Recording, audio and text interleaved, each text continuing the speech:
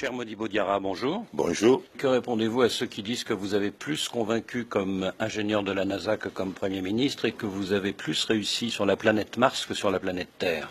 C'est-à-dire que lorsque j'ai été Premier ministre du Mali, c'était à une période très très difficile, comme vous le savez, où l'aide internationale était suspendue à la suite d'un coup d'État. Nous avons quand même réussi à stabiliser cet État. Les institutions sont revenues. J'ai stabilisé l'école. Il n'y a pas eu d'année blanche cette année-là. Les gens devraient quand même se souvenir de cela. Les hôpitaux fonctionnaient et avec une gestion assez rigoureuse des affaires du pays, nous avons pu payer les fonctionnaires les 25 de chaque mois. Nous avons pu subventionner les engrais et les semences. Moi, je pense que le bilan n'était pas aussi mauvais que certains le font paraître. Et aujourd'hui, avec la candidature du président sortant, Ibrahim Boubacar Keïta, et avec ce Premier ministre très actif, Soumeylou Boubèye Maïga, est-ce que vous n'avez pas affaire à une très forte partie quand même? Oui, ce qui me motive, moi, ce sont les solutions que j'ai à proposer. La plupart de nos concitoyens, ils s'attendaient à ce que la paix puisse revenir dans le pays beaucoup plus rapidement que cela. Et du coup, les gens se disent, nous avons besoin de quelqu'un d'autre qui peut faire venir cette paix-là beaucoup plus rapidement. Mais la récente visite du Premier ministre à Kidal, n'est-ce pas bon signe?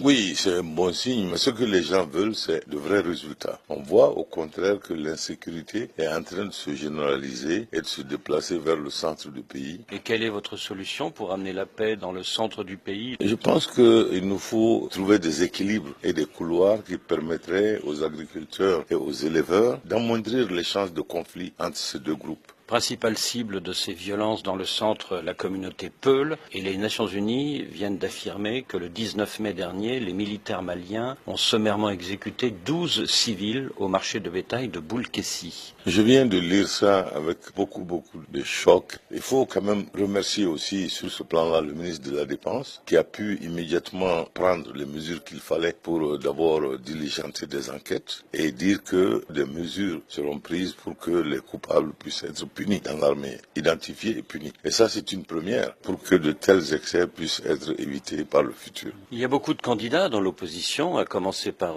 Soumaïla Cissé, qui a rempli le plus grand stade de Bamako le mois dernier. Est-ce que vous pouvez faire face? Oh, vous savez, remplir un stade à Bamako, c'est pas très compliqué. Tout est une question de finance et de logistique. Mais c'est pas de ça que le pays a besoin. Et si vous allez à Bamako et vous demandez aux gens qui peut vous amener vraiment un changement, une rupture par rapport au système, ce sont les noms de Moussa Mara, de Cheikh Modibo Diarra, de Zoumana Sako, de Oumar Mariko que vous entendrez. Ce ne sera pas le nom de Soumaïla Cissé, ni le nom de Ibrahim Boubacar Keïta ou de Boubèye Maïga. Alors c'est vrai que vous avez plusieurs soutiens, notamment celui de l'ancien Premier ministre Moussa Mara, mais vous n'avez fait qu'un score assez modeste la dernière fois, 2,8%. Est-ce que cela quand même n'est pas inquiétant pour la suite? Non, cela n'est pas inquiétant. Regardez d'abord l'ambiance de 2012. Après cela, les gens ont commencé à être nostalgiques de cette bonne gouvernance, à être nostalgiques de cette transparence où le gouvernement systématiquement dit au peuple ce qu'il va faire et une fois qu'il le fait, leur donne exactement les résultats des travaux qui sont faits. Alors les gens maintenant ont envie de voir une telle gouvernance, ont envie de faire la rupture avec l'ancien système d'une gestion opaque. Mais qu'est-ce que vous ferez de mieux que les autres dans la lutte contre la corruption? Mais vous savez, notre analyse, mon équipe et moi, est que la corruption, en fait, prend sa racine dans le déséquilibre entre les trois institutions que sont l'exécutif, le législatif et le judiciaire.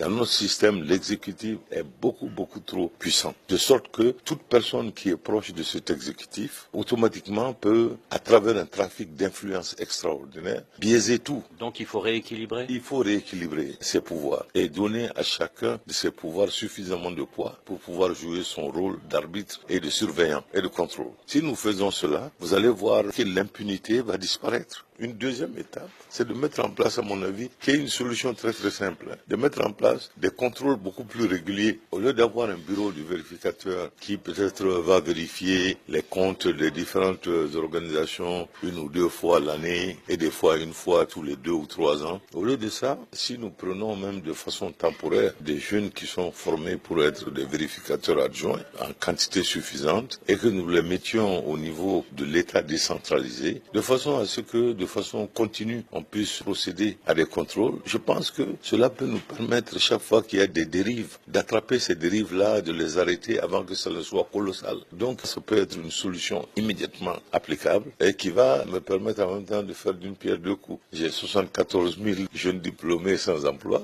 J'ai des dizaines et des dizaines de milliards qui disparaissent tous les ans. Alors pourquoi ne pas couper la poire en deux, donner une moitié de cet argent qui disparaît comme salaire pour embaucher un grand nombre de ces jeunes diplômés sans emploi, pour faire en sorte que ces sommes-là ne disparaissent plus. C'est l'ingénieur qui parle? Ça, c'est l'ingénieur qui parle, qui vous donne des solutions très très simples et faciles à mettre en application. Cher Modibo Diarra, merci.